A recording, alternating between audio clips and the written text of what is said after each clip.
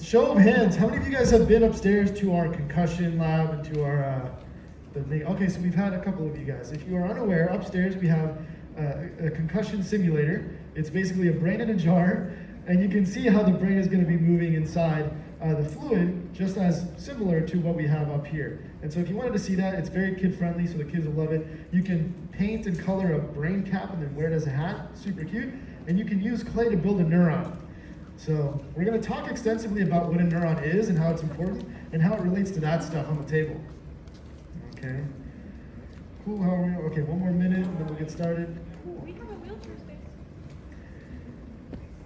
Yeah, we have a wheelchair area right If you in front of want, us. you can go up to the front if you're good Sure, over there. okay. Okay, awesome.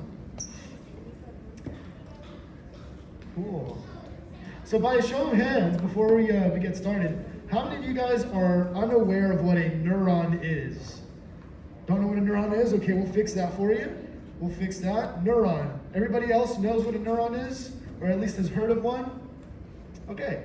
So the neuron is the building block of the brain. It's the basically most important cell of the brain. It's what we call the functional unit of our nervous system. So your brain and spinal cord and your nerves are made up of neurons and their components. However, in the rest of your brain, there are other cells. There are cells that are super crucial in helping your neurons function in the way they need to. And so we'll talk a little bit about those as well. All right, good to go? Yep. Awesome. Okay, so... Can we switch to the camera? Oh yeah, can we get to the camera down here? Thank you very much. So to introduce ourselves up here on stage, my name's Sebastian. I am a master's student at UCF studying nanotechnology. My research thesis is on a specific compound, a new drug that we're testing, and how to deliver that into the central nervous system, specifically the brain, for conditions like TBI and ischemic strokes. I teach clinical neuroanatomy and clinical neuroscience at UCF under Dr. Flory, and human anatomy under Dr. Dow at the University of Central Florida as well. I got some other people up here with me, and I'll let them introduce themselves. Cool, guys. So my name is Eric Singh. I'm a junior at UCF, biomedical science and neuroscience track. I eventually want to pursue a future in neuroscience. I also teach with Sebastian for clinical neuroscience and clinical neuroanatomy. I have taught neural anatomy, and I think I speak for everyone here, but this event that we're hosting for you guys is all for you guys, is for everyone, especially the little kids who are with us, because neuroscience is in its infancy, and we won't be able to solve all of our problems within our generation. So we really need to inspire and bring up the next group of neuroscientists to solve the problems that we can't. And for me at least, I never got able to do a brain dissection. I just knew there was a brain. I didn't know any neuroscience. So to be able to bring this to you guys, it's our pleasure, honestly. So yeah. Hi everybody, I'm Devin. I'm also a junior at UCF, and I'm also a biomedical sciences major, but I want to pursue a PhD in neurogenetic therapy. So gene therapy is a new novel way of treating diseases and disorders by replacing genes that are dysfunctional, and that's what I want to do. So I'm going to be a researcher, whereas these fellows are going to be doctors. We'll see. Hopefully. Eric is going to be a neurosurgeon, that's for sure. He's pretty set on that eventually. So we'll see you in 20 years. But yeah, Eric's been great. He's been my student for a while. Hopefully he'll replace me in a couple of months if I'm done with my thesis. But if you know anything about making a thesis, you never really know. So yeah, this event was brought to you guys here because we want to not only inspire the next generation, but we also want to bring awareness to what the nervous system is. Because like Eric said, when I was in high school, and I know some of you when you were younger, we're not exposed to so much of biology, especially neuroscience, because it was so young. And even though we've learned a lot, there's still so many steps that we need to take to get to the next level, so much more research that needs to be done to improve our understanding. So let's kind of go over, we already talked about the neuron, and it's the functional unit of the brain. Neurons are cool because they're the ones that can get excited electrically. They can send electrical signals. They also communicate via chemical signals. So if you remember the anatomy of a neuron, we have the cell body or the soma, and it looks just like any cell. It has a nucleus, it's got mitochondria and other cellular components. But the neuron is special because of its dendrites, its little branches off of the cell body, and it has like a tail. And that tail is what we call the axon, or the nerve fiber. And that's where the electrical signal is going to be propagated. That electrical signal you can think of as a wire. So just like a copper wire transmits an electrical signal to, say, your computer so that it can charge, a neuron sends an electrical signal to the end of that neuron so that it can communicate with the next neuron through a chemical synapse, which we can talk a little bit about later on. So that's the building blocks. And again, the neurons are surrounded by neural glia. Glia is a fancy word that comes from the word glue. And these supporting cells help the neuron function. So one of those cells, kind of a funky name, it's called an oligodendrocyte. That's a mouthful, right? Oligodendrocyte. This is a cell that is going to grab onto those axons, that tail of the neuron on many of them, and it's going to wrap around some fatty tissue called myelin sheath. And that myelin sheath, which is a fatty substance, is going to help the electrical conduction of that wire. So instead of it being slow and maybe a little not so strong, the myelin sheath is going to allow that signal to propagate very fast and efficient. And this is why we can coordinate movements really fast and react to things really quickly with our body. So that myelin sheath is really important, and it's created by a glial cell. That myelin sheath is that insulating component, and to give you guys a picture, imagine I had a battery, and that battery was connected with a copper wire to a light bulb. And on one end, we have a copper wire that's exposed. It's just a naked copper wire that allows the conduction to go through. And on the other side, we have the same system, but this copper wire is insulated with some rubber. What is going to happen, or what do you think are the differences between the copper wire that's insulated versus the copper wire that is exposed? Anybody want to throw an answer out? Raise your hand. Yeah.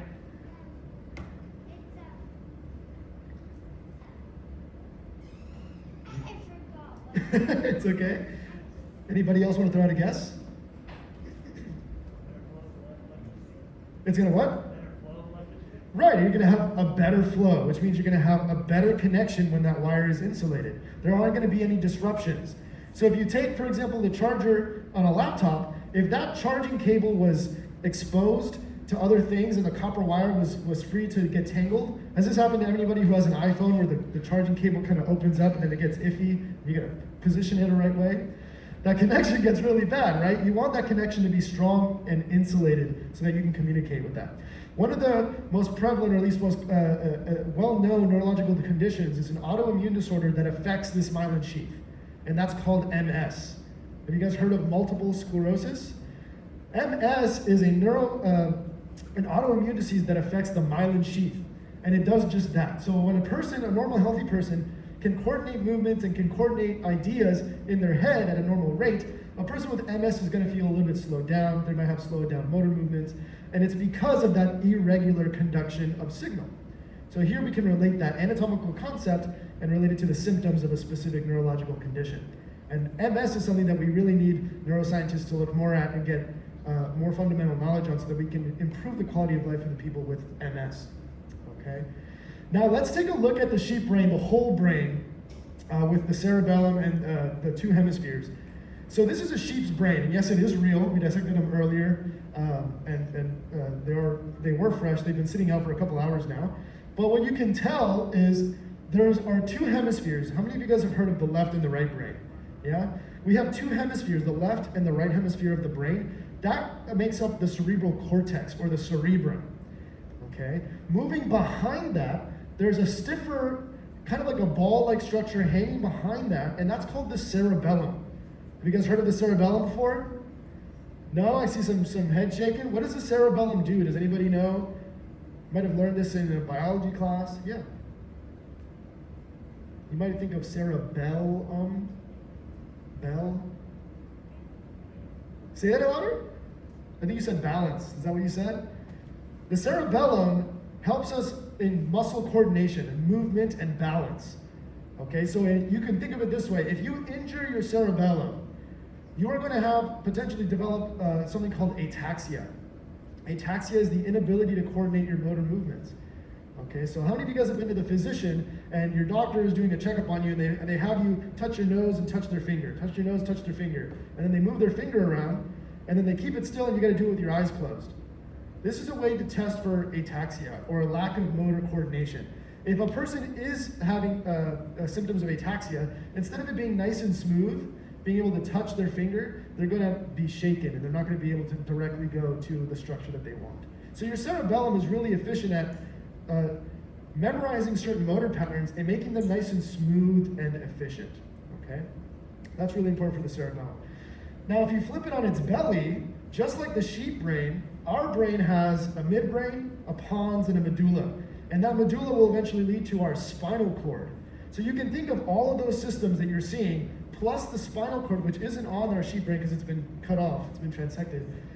The spinal cord and the brain make up what we call the central nervous system. This is the center of your computational power. This is what houses your memories, your personality, your thoughts. It's what interprets all of the stimuli around you so that you can interpret your reality. Okay? Everything else that comes out of the brain, for the most part, those little wires that shoot out, that's called your peripheral nervous system. And those wires that come from your spinal cord will go out and touch other organs like your skin, or like your muscles, or your skeleton, your stomach, your spleen, etc. And they're going to communicate with those organs. They're going to tell them to do something, for example, contract in the case of a muscle, or secrete something like secreting saliva in your mouth. And in the same regard, they can actually send information back to the brain. So when you eat a huge pizza all by yourself and your stomach expands, that signal, not only from the size of your stomach, but from other cells, is going to send a signal back to your brain saying, no more food, we can't handle anymore. So there's a communication going on between your central nervous system and the rest of your organism through the peripheral nervous system. Does that make sense? Sweet. Any questions? I saw some hands up. I don't know if there was a question out there that I could answer quickly. No way to pop up on your screen. Good? Sweet. Okay, so let's take a look at the cerebral cortex and talk about the basic structures of it and how it pertains to your everyday life and how it separates us from sheep. So if you look at the frontal lobe, there's the first lobe is named pretty adequately, right? It's in the front, and so we call it the frontal lobe. It's also named after the bone of the skull that it sits underneath, the frontal bone of your skull. And notice how small it is here on the sheep. So notice its size. The difference between a sheep and other mammals compared to us is that our frontal cortex, our prefrontal cortex, is much larger. And that gives us a lot of benefits. So everybody take your left or right hand, whichever one's your favorite. I'm right-handed, so I'll take my right hand. Put your palm on your forehead, kind of like a face palm, but a little bit higher. Notice how far your fingertips end up going. This is essentially the total area or surface area of your frontal lobe. Notice how large that is, right? Your entire hand. So that is much larger than what we see on the sheep, and that is really important. So does anybody have any idea as to what the frontal lobe is responsible for? What is our prefrontal cortex responsible for? What was that? Not vision. Anything? Not necessarily sensory. So your frontal lobe is super important in planning and coordinating other higher cognitive function. So your finances, your ability to plan extensively, look into the future, think abstractly of other things, inhibit other functions that would normally be instinctual. This is what gives us the ability to take complex concepts and create things out of it. It's what allows us to create symphonies and paint beautiful paintings and interpret difficult mathematical equations. This is that really important structure of our brain that separates us from other mammals. We can coordinate and think about things more deeply because of our larger frontal lobe. This is also the last part of our brain to really fully develop. So you don't have a fully developed prefrontal cortex or frontal lobe until about the age of 25. Which is why, if you take anything out of this lecture, is that you don't let your kids do your taxes, because they're unable yet to think ahead and talk about what you should be doing. And this is also why, when you woke up today, you probably planned your day. You may have did things in a certain order. When you said that you wanted to go to the Orlando Science Center, you probably took the traffic considerations into play, the weather. You did a little bit of planning in order to get here at a specific time, if that was your goal. If you were to ask a teenager that, they might just say, okay, let's go to the Orlando Science Center, and then just leave. There's different levels of the ability to plan for the future. And that's the frontal cortex. Now, not to get too much into the jargon, but there's a structure called the central sulcus, and it's like a line. It's a groove that separates the frontal lobe from the stuff behind it. So if we go just behind the frontal lobe, there's another lobe up here on the left and the right side, and it's called the parietal lobe. Kind of a weird word, parietal. Both on the left and the right side, right here. And its main function is something fancy. It's called somatosensory, or somatosense, somatosensation. Anybody know what the word soma means, or the prefix soma? Remember we talked about the soma of the neuron? Do you know? She's really excited. She wants to answer all the questions. That's good. So soma means body. So like the cell body of the neuron is also called the soma. So you can think of soma as being body. And then sensation is just what you feel. So somatosensation, when I go to pet a dog, or feel a carpet, or play the guitar, or feel something cold that's metal versus something that's wood, that sensation is going to travel through my fingertips, up my arm, to my spinal cord, and then from my spinal cord it's going to ascend up through a structure that we're going to talk about called the thalamus, and then from the thalamus it's going to go to the somatosensory area of your brain, which happens to be in the parietal lobe. And we can image that in real time using diagnostic techniques like PET scans and functional MRIs. So we can prove that using science.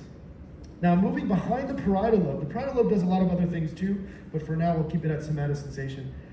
Behind the parietal lobe, all the way in the back of your head, the back of your skull, there's another lobe, and it's called the occipital lobe, or occipital. Some people like to hit the C, and some people like to just say the S, right, the S sound. The occipital lobe is crucial for the function of our eyesight. So not just the ability to see, because that signal is from our eyes in the front of our skull. That signal will send all the way through our eyes to the back of the brain in the occipital lobe, and that is what's going to interpret that signal and associate that signal with other things that we know. So associate it with memory. For example, you wake up in the morning, you see yourself in the mirror, and you can associate that what you're seeing in the mirror is yourself. You can look at someone you know and love, like a loved one, and see their face and recognize their face. But if someone has an injury to that specific area in the occipital lobe that is largely responsible for seeing and interpreting that face, you may not be able to recognize who or what they are, you just know that it's a structure. And so that is something that's also kind of unique to us, is that we can recognize faces really well so that we actually can see faces in places that there aren't any faces, like on the moon or certain structures in the rocks. We assume that they're faces because we recognize that they look like faces. So far we've gone over the frontal lobe, the parietal, and the occipital lobe, but there's one more lobe in the brain, at least in the cerebral cortex, that we need to talk about, and that is the temporal lobe. So on the lateral aspects of your cerebral cortex, over here where your ears are, these are your temples, there's another lobe of the brain. It's quite important. It's called the temporal lobe, and it helps us interpret what we hear, so your hearing. And as we get closer to the base of the brain, towards the center, in other words, it's the medial portion of it, this is going to be where your hippocampus is. Your hippocampus is crucial for memory formation. So it takes short-term memories and transfers them into long-term memories. That's what the medial temporal lobe is for. Okay? Now, does anyone know it's a pretty famous disease, well known, that affects the memory of a person? I heard it. It's Alzheimer's, right? Alzheimer's disease. Now, Alzheimer's disease happens normally at the age of 60 and above. That's usually where we see it. Before the age of 60, it's called early onset Alzheimer's. And more often than not, the early onset are you're able to pinpoint the genetic reasons for having early onset Alzheimer's. However, the standard sporadic Alzheimer's, as it's called, it just happens after the age of 60. Does anybody know the number one risk factor for developing Alzheimer's? Is it smoking? Is it a sedentary lifestyle? Someone said genetics. It's actually not. We know some things in genetics can influence the potential or the probability of developing Alzheimer's, but genetics is not the number one component to that. The number one risk factor for developing Alzheimer's is age. So the older you get, the more likely you are to develop Alzheimer's. Now pair that with the idea that our life expectancy is increasing, right? So we used to live until 40, then 60, then 70, then 80. People are living to their hundreds, sometimes even 110 years old nowadays in the developed nations. And our population is set to double in the next 20 or 30 years. So we're going to have a larger population, and we're going to have a life expectancy that surpasses that of 60. And over 50% of people over 80 years old have Alzheimer's. What does that say about what's happening to our future, right? This is why we're trying to bring awareness to this. How much money do you think it costs the United States annually to take care of Alzheimer's patients? How does it affect our economy? Anybody know what the cost is? Anybody want to shoot a guess? Yeah. 5 trillion. That's actually the highest guess I've gotten in the last 2 days. It's a little high, actually, but it is really high. Yeah.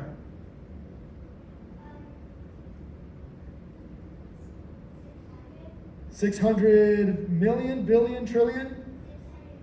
600 million, okay, so we got 5 trillion, 600 million. 1 gillion, wow. I don't know if that surpasses trillion or not, but that's a huge number.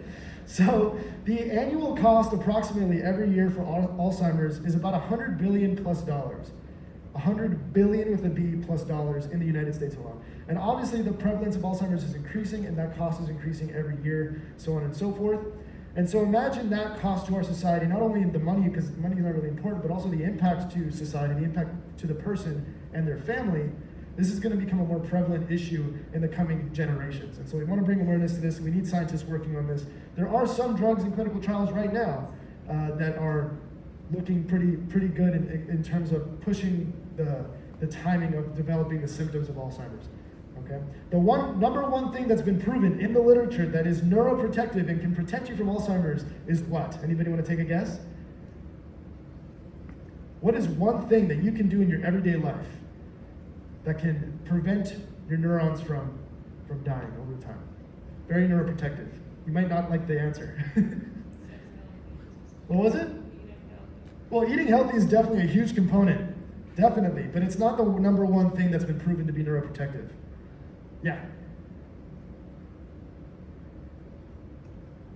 Did you forget again? So the number one thing is aerobic exercise. In other words, cardio. So light intensity to moderate intensity movement and allowing your blood to circulate and getting oxygen to your brain has been shown to be the number one neuroprotective thing that you can do. Obviously, nutrition and hydration are very, very important, and I'll put another one there. As a personal trainer, I can tell you sleep is super important. Okay, sleep is probably the most important thing when it comes to diet and exercise because your body needs to repair and recover. Okay, now moving on from there, we talked about the cerebrum. Are there any questions on the lobes, the cerebrums, the functions? Am I good to move on? Yeah? Can I get a thumbs up if you're good? All right, sweet. So moving on from there, what is really similar, strikingly similar from this brain, the sheep's brain to our brain, are some things that we call the cranial nerves. So if you look, the cranial nerves here, we have 12 pairs, meaning 24 in total. They're symmetric, which means there's 12 on the left, 12 on the right.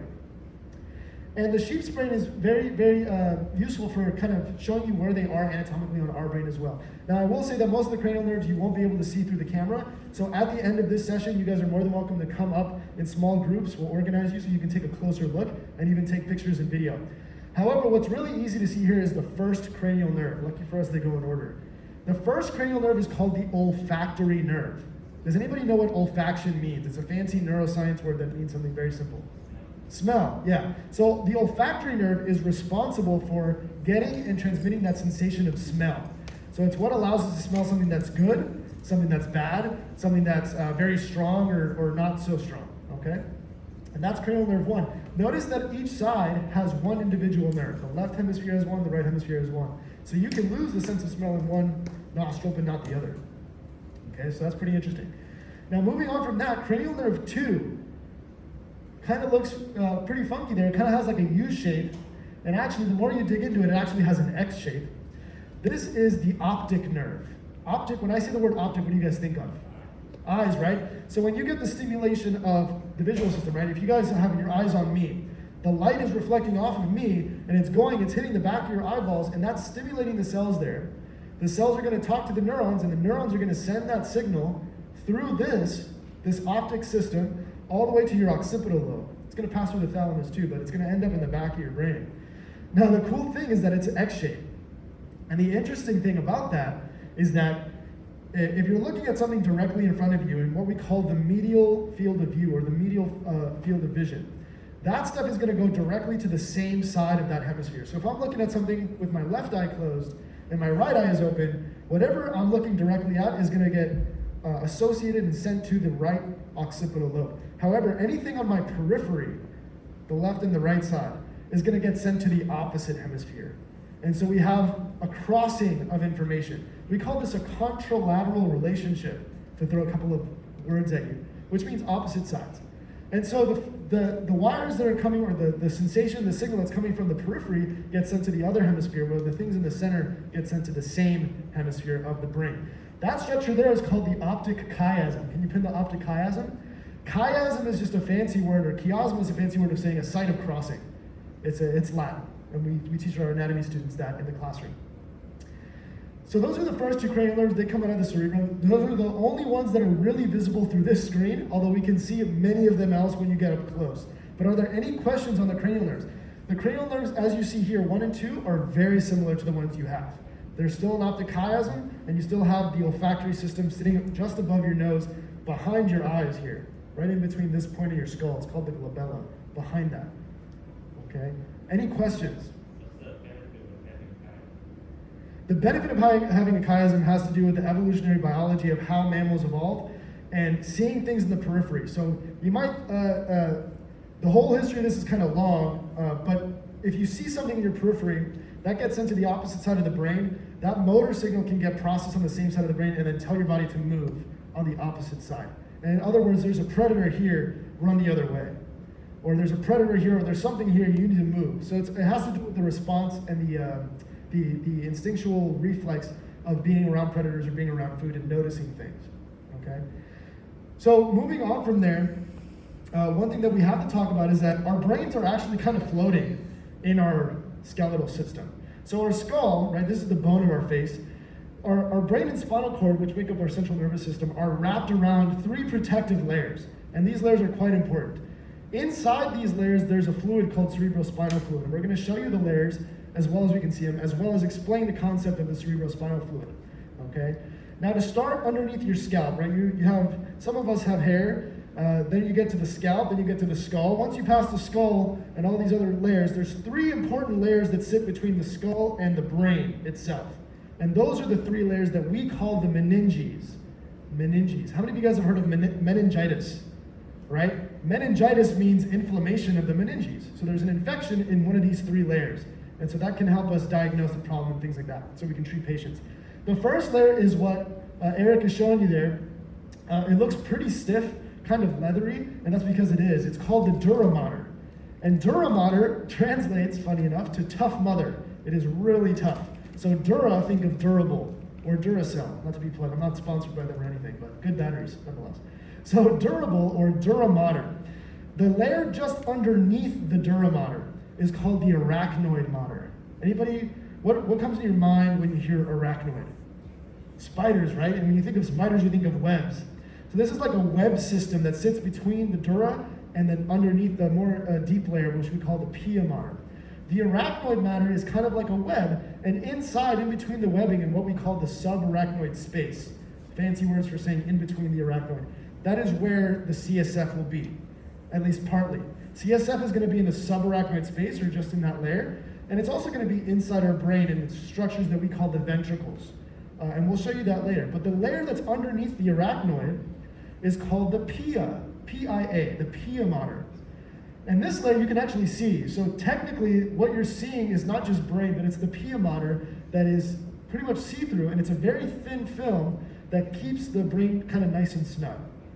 So how many of you guys have ever taken like a piece of meat or something, and then you vacuum sealed it in a bag and put it like nice and tight, right? Think of the pia mater as in that way. There's a piece of meat, and there's a tight plastic seal that's very thin and very see-through, and it keeps everything nice and tight in that area. That's the pia mater, okay? So the way that I tell my kids to remember this at UCF is like when you go give your friend some daps, or in other words, a handshake, when you go give them a dap, that is the layer of the meninges, D-A-P, dap. So dura mater, superficially, or out, more towards the outside, arachnoid, or A, in the middle, and then P, dap, for pia mater, all the way closest to the brain. And then we finally get into the brain tissue after all of those layers, okay? Any questions on the meninges? So pretty interesting to go off from that. Meningitis usually comes with a little bit of pain sensation, usually headaches. And that comes from the inflammation of the meninges literally pressing against your skull and your brain on the inside. So that's what can cause headaches. When your brain tissue actually gets infected, that's called encephalitis, when your brain tissue gets inflamed. And that can be pretty bad. However, more often than not, we are pretty protected in our brain, and there's 2 reasons why our brain is so well protected. The first one is because of your skull, right? This is a pretty closed system. It's hard to break your skull. Not that you should try, but it's pretty hard to break your skull. Neurosurgeons use saws and drills to get in there. The second reason is because the vasculature that supplies oxygen and blood to the brain has a layer called the blood-brain barrier, and it lines all the vasculature of the brain. And that layer, called the blood-brain barrier, is a very tight junction of cells that only allows selective things like glucose to pass through. So bacteria are going to have a much harder time passing through that blood-brain barrier, and so that keeps our brain protected for the most part, although things can happen. Now, that's a good thing, but it's also a barrier for us, like people like me who study nanotechnology. One of the hardest things to do is deliver a drug into the brain, and it's because of that blood-brain barrier. So let's say that we're testing cells in a dish, and we have this drug, and we can prove that this drug protects neurons and regenerates neurons in a dish. We're like, cool, that's great. Now we have to test it in the human body, or normally first we use animal models like mice or rats. The problem there is that molecule, that drug, might be too large, or the chemistry might be unfavorable in order to pass through the blood-brain barrier. And so this is a challenge for us, but it's a benefit to the human system. But it's a challenge for biomedics like me and other researchers who are studying this stuff to create a drug that can be transported through the blood-brain barrier in order to get to the tissue that needs to be protected or treated. Okay? Now moving on from there, can we show some of the ventricles on a sagittal cut? So a sagittal cut is just a cut right between the middle that divides into a perfect left and right half. You don't really have to take that home with you, but just to kind of give you in the loop.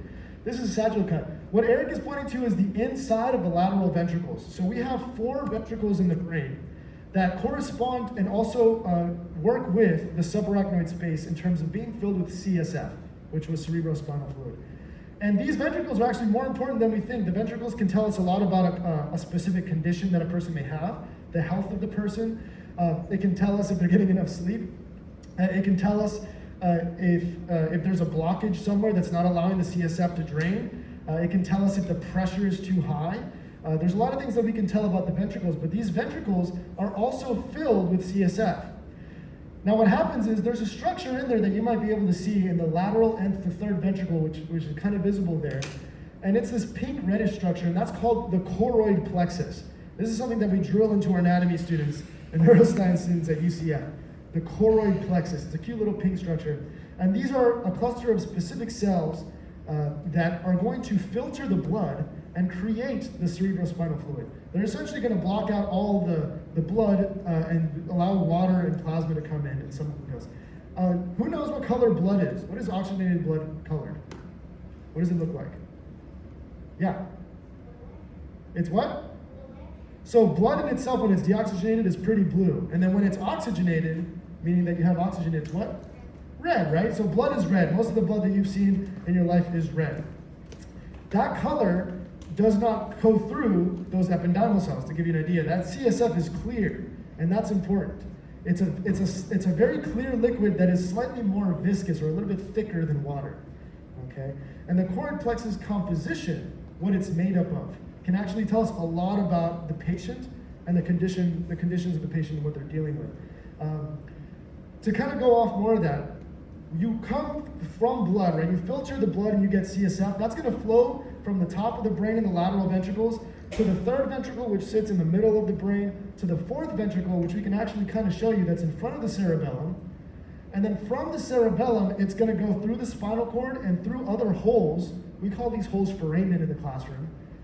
And these holes are going to drain the CSF into the subarachnoid space, which we already talked about. And so there's a natural flow of CSF being produced and being sent out into the subarachnoid space. In the subarachnoid space, there are structures called subarachnoid granules. The name's not important, but they are a secondary filtration system that allow the CSF that's being produced and flown through to then be filtered again and return to the venous system. And that keeps us in the homeostasis. What do you think would happen if there's a blockage in that and the CSF can't escape, but CSF is still continuously being produced? What can happen there? Any ideas? Say it again. It's going to swell, right? That condition is called hydrocephalus, or it's a subtype of hydrocephalus. When there's a blockage of CSF and CSF is continuously being produced, you're going to be increasing the pressure inside of your skull, and your skull's not going to expand, right? It's a fixed, stable system, and so when you increase the pressure, you're going to be pushing brain tissue against the skull.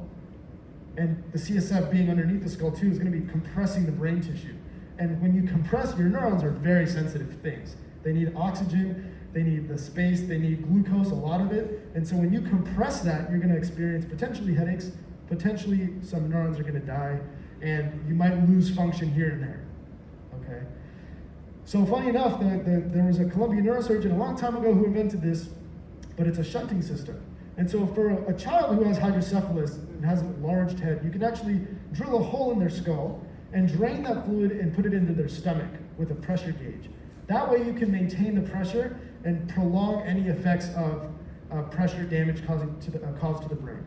So there are ways around this, but the only way that we could have gone to that point and developed it was understanding the ventricular system. Do you have a question? What's up?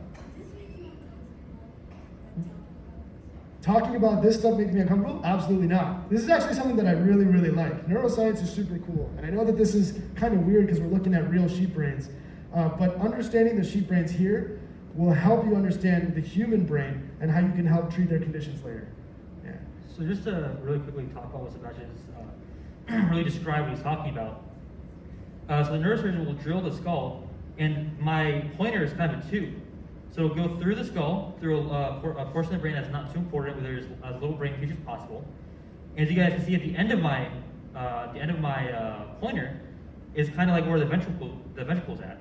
So what this neurosurgeon will do is he'll drill through the skull, go through the brain into the lateral ventricle, right? Because that's where the CSF is produced. And then they'll take that tubing and attach it to your abdomen or your peritoneum, which is a lot better at absorbing fluid and can expand bigger because there's not a skull there, right? So that means that if there's too much CSF buildup, a pressure gauge in the tube will say, okay, hey, I need to open up. So it's going to open up that tube, allow the excess CSF to flow out of the brain through the tube into your abdomen to be reabsorbed. So at the end, you have a patient who isn't at risk of a swelling brain. So yeah. Cool. That's a shunting system used to treat hydrocephalus. Yeah.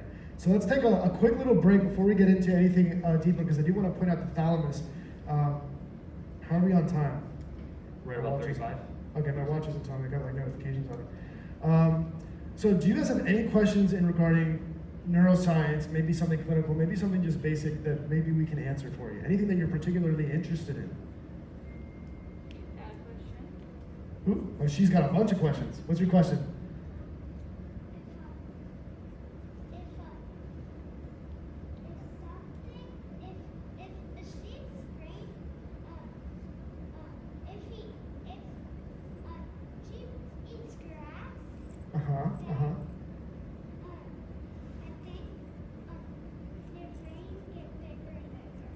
So nutrition, so when a sheep eats food, that material that gets processed from the food is going to help their brain grow. So just like you, and how you're a kid right now, in 10 years you're going to be a lot taller and a lot larger than you are. And that's going to be caused because of the food that you're eating. And that part of that is going to go to your brain too. So your brain does increase when you get older. Yeah. Now something that's quite important, yeah, question? That's a quick question. So intracranial hypertension and hydrocephalus, are they the same, one and the same? Or So not necessarily. So in the clinical setting, we use ICP, which just stands for intracranial pressure.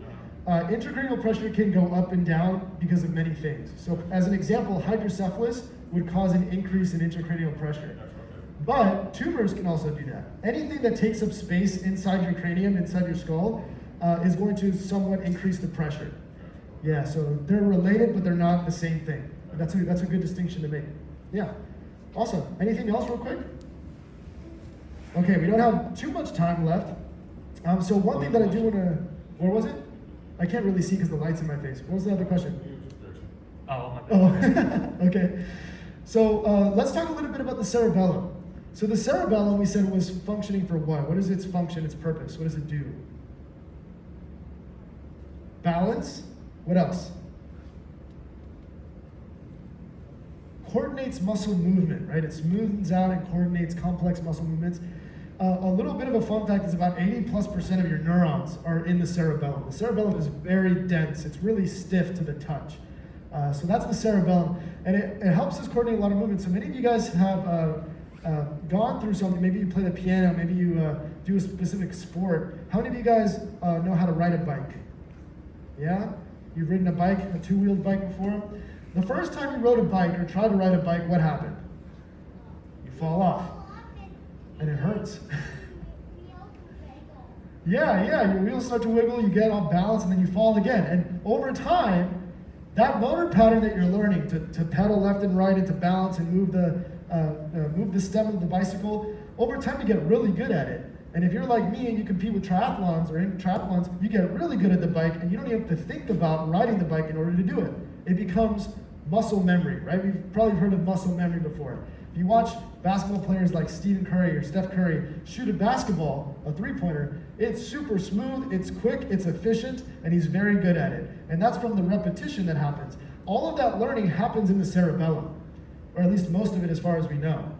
So when you learn to ride a bike, you are building up that muscle memory from the motor function of your cerebellum, and you get so good at it, and those neural networks get so strong that you don't have to think about it at all to do it.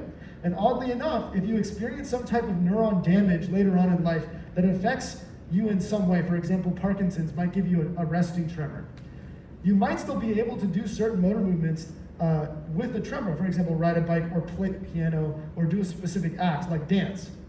Dancing might take away the tremor, but as soon as you stop, it'll come back. And that's because those circuits are somewhat separate. And so in the case of Parkinson's, the cell death related to Parkinson's that gives Parkinsonian symptoms is separate from the muscle memory systems of the cerebellum. And so that's what allows you to keep that function. And that's pretty interesting in terms of neuroscience. In terms of time, it's 40. So I think for now, can we turn the lights back up really quick? We're going to open the floor for a couple of questions, and I want to give everybody adequate time to be able to come up here, take pictures, ask questions as well. So does anyone have any questions for now, really quick, that I can answer for the room? Questions over here were really good too, so feel free. If you don't know somebody, maybe I can point you in the right direction or not. Yeah. That's why some Alzheimer's patients can retain muscle memory, such as playing a concerto or whatever, and not remember the person next to them. Yes. So in the case of Alzheimer's is the most common and prevalent type of dementia, right? Dementia being the loss of the ability to perform everyday life tasks, decreasing your quality of life. And so in the case of Alzheimer's, what happens is, can you point specifically, it's on the PowerPoint, but if you can hold up the brain, do you remember the temporal lobe? The temporal lobe on the sides, if you go closer to the center or more medially, that area is called the Entorhinal Cortex. The name doesn't really matter, but it's the area where the hippocampus is, which is where you form memories. In Alzheimer's specifically, that gets hit first. And those are the cells that die. And so even though the person is forgetful and unable to form new memories, their motor circuitry is still intact. And so they might still remember to play the piano, they might still be able to sing songs or do a dance, but they'll forget faces, they'll forget when to take their medicine, they'll forget everyday other activities. And that's one of the things about dementia that we're trying to fix with medications, with stem cells, with nanotechnology and nanotherapies, and even gene therapy. Yeah. That's a very good question, yeah. Because those circuitries are separate and those systems are separate, one can die and the other can still be retained. And the really cool thing is that we have two different kinds of memory, right? We have the memory like we learn in school, like math and reading and English. We also have movement memory, like muscle memory, which is in the cerebellum. So your frontal cortex and your temporal lobe and your hippocampus is involved in the English and math and other languages you speak. Cerebellum is a completely different system and pathway. It's involved in how to ride a bike properly, how to pedal, using handlebars and balance all at the same time. So maybe in one disease, it only affects one part of the brain, but the other part of the brain is still functioning. So there's a really interesting structure-function connection that, at least for neuroscientists, and at least for me, I find really interesting. Because it's very localized in what part of the brain can do that, but other part can do this, you know, so. Yeah, very interesting. And then even to go off of that point, I think is really important to put into your minds that the structure of something, the physicality of it, will largely dictate the function of it. So for example, there's another cell in the brain called an astrocyte. It looks like a star, so it's called an astrocyte. And what we found is that in Alzheimer's disease, those astrocytes shrink and they become very fibroblast-like, which is to say that they become more fibrous, they have less arms, and so they don't reach out as much. And so we're looking into what other cells play a role and how the structure of the physicality of something can relate to its function and how we can fix that. In the interest of time, yeah. we're gonna have small portions of one group at a time come up and look at the brain models. I know there's the video was really kind of hard to see. You can see the small minutia structures. So we're gonna have this side, first family, if you guys wanna come up, and we'll be answering questions. Yeah, so So, if you guys we'll be want to come double- up and take pictures, take video, that's perfectly fine. If you don't want to, you guys can come up. They're saying that they don't want to, so do you guys want to come and take pictures and videos, ask us questions? They'll handle the people at the table. If you guys have any questions or want to make any comments, let me know. Thank you for coming. Have a good rest of your day. Sure.